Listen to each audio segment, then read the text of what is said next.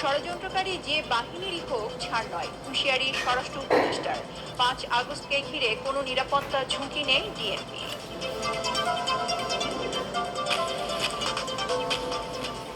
বেগম জিয়ার নেতৃত্বে ভোটের চ্যালেঞ্জ মোকাবেলা করবে বিএনপি, প্রত্যাশা নেতা কর্মীদের।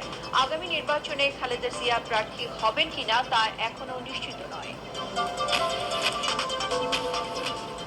মার্কিন শুল্কের বাড়তি চাপে পোশাকের মূল্যে কোনো ছাড় না দিতে গার্মেন্টস মালিকদের প্রতি অনুরোধ বিজিএমইএ এর সভাপতির। ট্যারিফ নিয়ে স্বস্তি থাকলেও সুযোগ নেই আত্মতুলতে।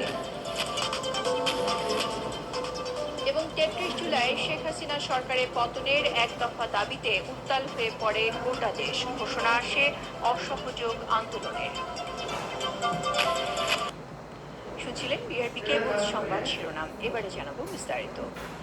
জুলাই ঘোষণাপত্রের খসড়া চূড়ান্ত করেছে অন্তর্বর্তী সরকার। আগামী মঙ্গলবার বিকেল 5টায় গণ অভ্যুত্থানের সকল পক্ষের উপস্থিতিতে জুলাই ঘোষণাপত্র জাতির সামনে তুলে ধরা হবে বলে জানিয়েছে প্রধান উপদেষ্টার প্রেস উইং।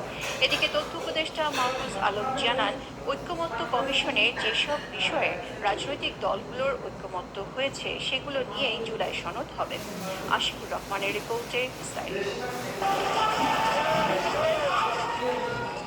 গত বছর জুলাই গণ অভ্যুত্থানের পর থেকে রাজনৈতিক অঙ্গনে অন্যতম আলোচিত বিষয় জুলাই ঘোষণাপত্র। এরই মধ্যে অভ্যুত্থানের বর্ষপূর্তি সামনে রেখে জুলাই ঘোষণাপত্রের চূড়ান্ত খসড়া বিএনপি, জামায়াতে ইসলামী, জাতীয় নাগরিক পার্টি সহ বিভিন্ন দলকে পাঠিয়েছে অন্তর্বর্তী সরকার।